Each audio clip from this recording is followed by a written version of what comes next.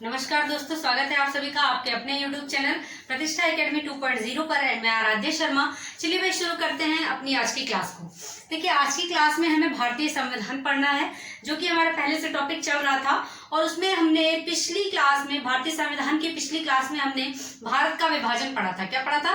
भारत का विभाजन। ठीक है, अब हमें आगे पढ़ना है। आज हमें पढ़ना है संविधान सभा की कार्यवाही। तो आज का हमारा टॉपिक क्या है? संविधान सभा की कार्यवाही। हेडिंग डाल लीजिए, संविधान सभा की कार्यवाही। संविधान सभा की कार्यवाही।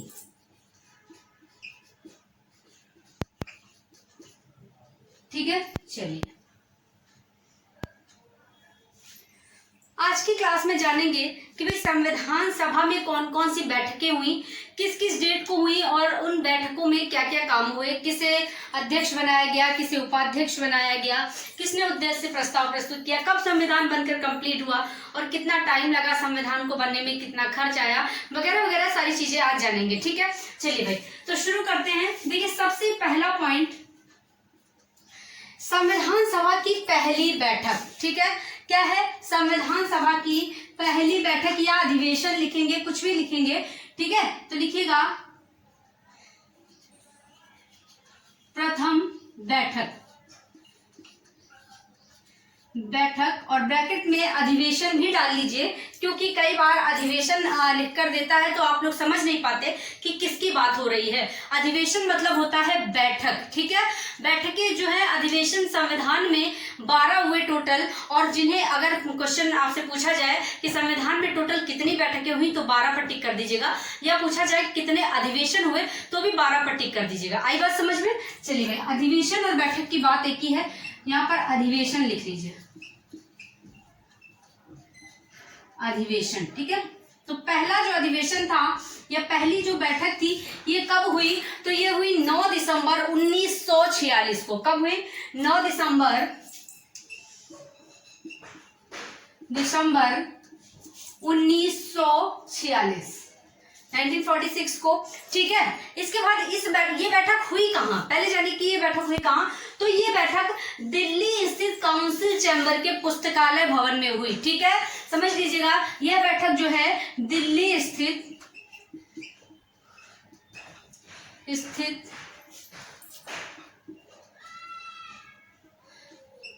काउंसिल चैम्बर के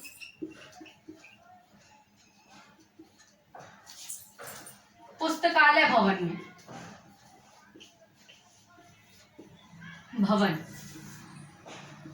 ठीक है, तो ये बैठक कहाँ हुई? दिल्ली स्थित काउंसिल चैम्बर के पुस्तकालय भवन में हुई। अब जानिए कि इस बैठक में काम क्या हुआ था। तो भाई इस बैठक में सभा के सबसे बुजुर्ग सदस्य, मतलब संविधान सभा में सब में जो सबसे उम्र दराज थे, सबसे बुजुर्ग थे, उनको सभा का अस्थायी अध्यक्ष बनाया गया। क्या बनाया गया? अस्थायी अध्यक्ष बनाया गया। देखिए, होता है ना कि आप भी अपने घर में कोई काम करने चलते हैं, तो जो घर में सबसे बड़ा बूढ़ा होता है उसी से पूछा जाता है ना कि भाई क्या ऐसे इस काम को किस तरह करा जाना चाहिए, है ना। तो इसी तरह सभा में अभी डिसाइड नहीं हो पा रहा था कि किसे अध्यक्ष बनाया जाना चाहिए। तो सभा में जो सबसे उम्र दराज व्यक्ति थे, जो सबसे बुजुर्ग व्यक्ति थे, उनको सभा का अस्थायी अध्यक्ष बना दिया गया। ठीक है, अस्थायी मतलब क्या होता है कि जिसे बाद में बदला जा सके, हटाया जा सके। ठीक है, अस्थायी। ठीक है, तो यहाँ पर लिखिएगा सभा के सबसे बुजुर्ग सदस्य, सभा के सबसे बुजुर्ग सदस्य कौन थे ये भाई? तो ये इनका नाम है डॉक्टर सच्चिदानंद सिन्हा। ठीक है, क्या है? डॉक्टर सच्चिदानंद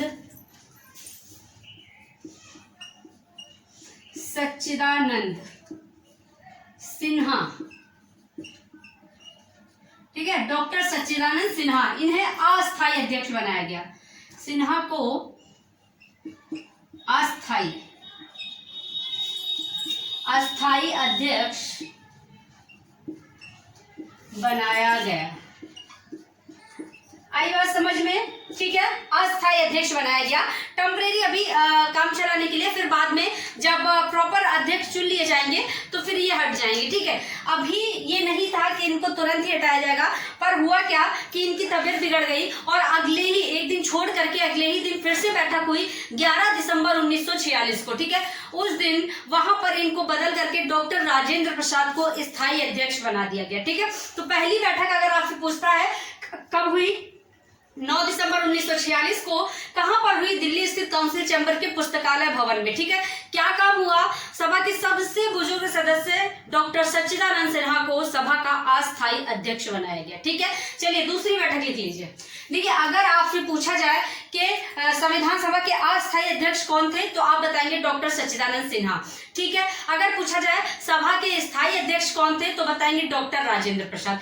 बट अगर आपको स्थायी और अस्थायी कुछ भी नहीं लगाता है, केवल कहता है संविधान सभा के अध्यक्ष कौन थे, तो भी डॉक्टर राजेंद्र प्रसाद लगाएंगे, ठीक है, क्योंकि यहाँ पर अस्थायी या स्थायी कुछ भी नहीं लगा रहा है। जब अस्थायी स्पेशली लगाएगा तब डॉक्टर सच्चिदानंद सिन्हा है, ठीक है। चलिए भाई आगे बात समझ में। चलिए नेक्स्ट देखते हैं दूसरी बैठक। दूसरी बैठक, तो भाई ये जो दूसरी बैठक है, मतलब दूसरा जो अधिवेशन है, ये कब हुआ बेटा, तो दूसरी बैठक अभी मैंने बताया था 11 दिसंबर 1946 को, ठीक है। तो लिखिएगा 11 दिसंबर 1946, ठीक है। 11 दिसंबर 1946 को हुई। इस बैठक में काम क्या हुआ, डॉक्टर राजेंद्र प्रसाद को सभा का स्थायी अध्यक्ष बनाया गया। तो लिखिएगा डॉक्टर राजेंद्र प्रसाद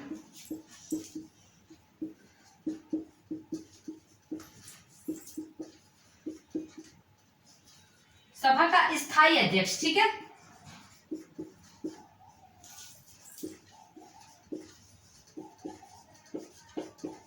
बनाया गया, ठीक है।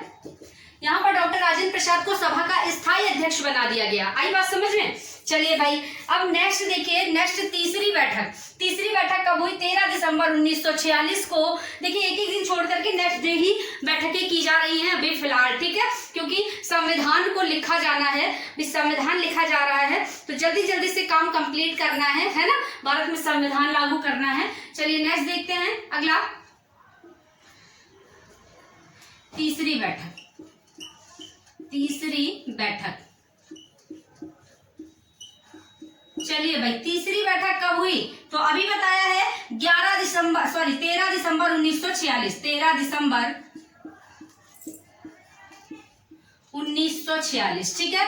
वही सन है, वही मंथ है, बस डेट अलग अलग है, ठीक है। 13 दिसंबर 1946। क्या काम हुआ इस बैठक में, इस बैठक में क्या काम हुआ, बहुत महत्वपूर्ण काम हुआ। इस बैठक में पंडित जवाहरलाल नेहरू द्वारा उद्देश्य प्रस्ताव प्रस्तुत किया गया, ठीक है। तो लिख लीजिएगा पंडित जवाहरलाल नेहरू द्वारा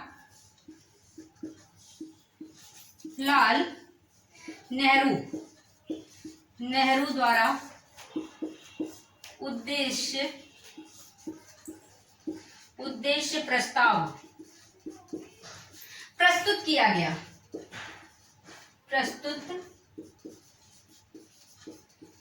ठीक है।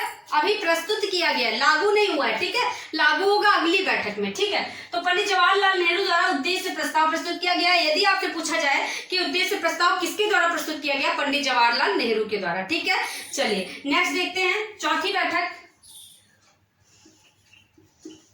जो इम्पोर्टेंट है आज हम वही पढ़ेंगे, ठीक है। जो इम्पोर्टेंट है बस उतनी बैठकें हम पढ़ेंगे जिनमें जरूरी काम हुए हैं, ठीक है। सारे के सारे नहीं, क्योंकि सारे के सारे आप भी याद नहीं कर पाएंगे, है ना, याद नहीं कर पाएंगे, बहुत कंफ्यूजन क्रिएट हो जाएगा और वो जरूरी नहीं है एग्जाम में पूछे भी नहीं जाते। एग्जाम में केवल आपके यही पूछे जाते हैं, पहली, दूसरी, तीसरी, चौथी और 11वीं और 12वीं, ठीक है, ये बैठकें आपसे पूछी जाती हैं। चलिए भाई टोटल अधिवेशन में से आपसे केवल इतने ही पूछे जाते हैं, 6, ठीक है। चौथी बैठक कब हुई, तो चौथी बैठक देखिए 22 जनवरी 1947 में हुई, 1947 में। देखिए अगला साल आ गया, ठीक है, अगला साल बदल गया, मंथ बदल गया, डेट बदल गई, ठीक है। चलिए भाई तो यहाँ पर लिखेगा 22 जनवरी 1947, ठीक है, जो चौथी बैठक हुई, देखिए यहाँ पर हुआ क्या था, इसमें इतना टाइम क्यों लग गया, ये तो लाइन से चली आ रही बैठकें, लेकिन इस वाली में इतना टाइम क्यों लग गया, चौथी में इतना गैप क्यों हो गया। देखिए इसलिए हो गया क्योंकि पंडित जवाहरलाल नेहरू ने जो उद्देश्य प्रस्ताव प्रस्तुत किया था ना, उसे यहाँ पर सहमति दी गई थी, सहमति मिली थी चौथी बैठक में, ठीक है। अब वो उद्देश्य प्रस्ताव उस दिन ही जो है लागू हो जाता, उस दिन ही उसे सहमति मिल जाती, अपनाया जाता। लेकिन हुआ क्या कि यहाँ पर अंबेडकर जी ने कहा कि भाई थोड़ा सा रुक जाओ, जो लोग अभी नहीं आए हैं सभा में वो लोग भी शायद उपस्थित हो जाएं, ठीक है। देखिए यहाँ पर पहली बैठक जो मैंने आपको बताई थी ना 9 दिसंबर 1946 को, यहाँ पर टोटल मैंने आपको बताया था संविधान सभा में 389 सदस्य थे, है ना, टोटल 389 सदस्य थे संविधान सभा में। कितने थे? 389, 389, ठीक है, ये सदस्य थे संविधान सभा में टोटल। लेकिन पहली बैठक में इनमें से केवल 207 सदस्य उपस्थित हुए थे। कितने? 207 सदस्य उपस्थित, ठीक है, जिसमें से मुस्लिम लीग नहीं आया था, देशी रियासतें सम्मिलित नहीं हुई थी, ठीक है। इसमें से भी 207 में से भी 9 महिलाएं थी। कितनी? 9 महिलाएं, ठीक है। तो 207 में से भी 9 महिलाएं थी, याद रखिएगा। टोटल महिलाएं संविधान सभा में 15 थी, लेकिन पहली बैठक में आई कितनी थी? 9, ठीक है। टोटल सदस्य जो थे 389 थे, पर आए कितने थे? 207, ठीक है। तो इसी वजह से यहाँ पर कहा गया कि भाई उद्देश्य प्रस्ताव प्रस्तुत हुआ है, कोई बात नहीं, थोड़ा वेट कर लेते हैं, शायद बाकी लोग भी आ जाए तो उनकी भी राय पता लग जाएगी, तब इसको लागू करेंगे, ठीक है। तो यहाँ पर उद्देश्य प्रस्ताव प्रस्तुत हुआ था, मतलब इसे पढ़ा गया था, लोगों को उनका उद्देश्य बताया गया था कि भाई संविधान सभा के लोगों को क्या क्या काम करना है, ठीक है। आई बात समझ में? चलिए, इसके बाद 22 जनवरी 1947 को यहाँ पर लिखिएगा उद्देश्य प्रस्ताव पारित हुआ।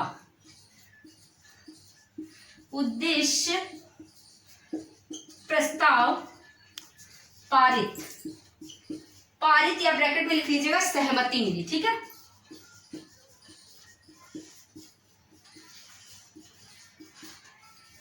ठीक, आई बात समझ में? तो पहली बैठक में क्या काम होता है? पहली बैठक में डॉक्टर सच्चिदानंद सिन्हा को अस्थायी अध्यक्ष बनाया जाता है। दूसरी बैठक में डॉक्टर राजेंद्र प्रसाद को स्थायी अध्यक्ष बनाया जाता है। तीसरी बैठक में पंडित जवाहरलाल नेहरू जी द्वारा उद्देश्य प्रस्ताव प्रस्तुत किया जाता है, लोगों को उनका उद्देश्य बताया जाता है, पढ़ा जाता है कि भाई आप लोगों का अपना अपना उद्देश्य क्या है, क्या क्या करना है ना। उसके बाद चौथी बैठक जो कि अगले साल हुई 1947 में 22 जनवरी, उसमें उद्देश्य प्रस्ताव को पारित किया गया, मतलब सहमति दी गई, ठीक है। आई बात समझ में? चलिए नेक्स्ट आगे देखते हैं।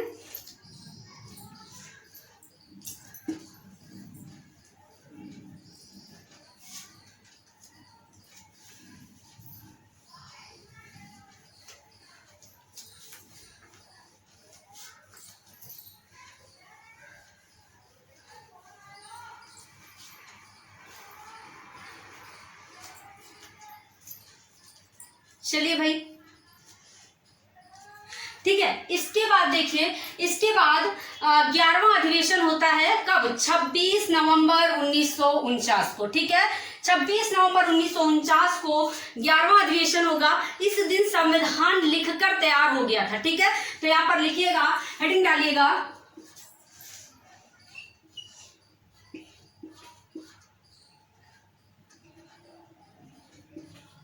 ग्यारहवां अधिवेशन, ठीक है। बैठक नहीं लिखा यहाँ पर, अधिवेशन लिख दिया है, बात एक ही है, ठीक है। 11वां अधिवेशन कब होता है? 26 नवंबर 1949 को, ठीक है। तो लिखिए भाई 26 नवंबर 1949, ठीक है, 1949 को। क्या काम हुआ भाई? इसमें सब में काम पता किए हैं तो इसमें भी काम पता होना चाहिए। इसमें क्या काम हुआ? इस दिन हमारा संविधान लिखकर तैयार हुआ था, बनकर तैयार हुआ था। तो लिखिएगा संविधान लिखकर, या लिख लीजिएगा बनकर तैयार हुआ,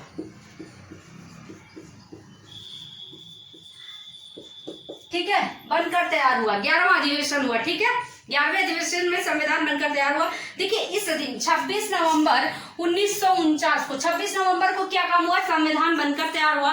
इसी वजह से इस दिन को राष्ट्रीय विधि दिवस के रूप में मनाया जाता है। याद रखिएगा, ये दिवसों से आपका क्वेश्चन अब पूछा जाता है, ठीक है, कई बार पेपर में पूछा गया है।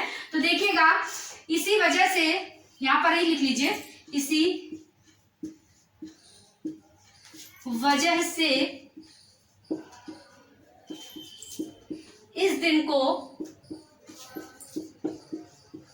राष्ट्रीय विधि दिवस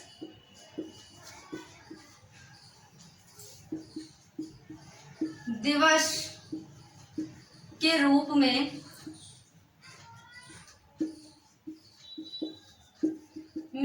मनाया जाता है, ठीक है। इसी वजह से, क्योंकि इस दिन संविधान बनकर तैयार हुआ था, है ना, इस वजह से इस दिन को राष्ट्रीय विधि दिवस, या यहां पर लिख लीजिएगा संविधान दिवस, संविधान दिवस,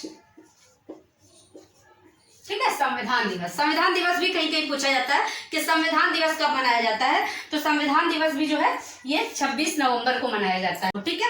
चलिए भाई, तो आज का टॉपिक यहीं पर कंप्लीट होता है।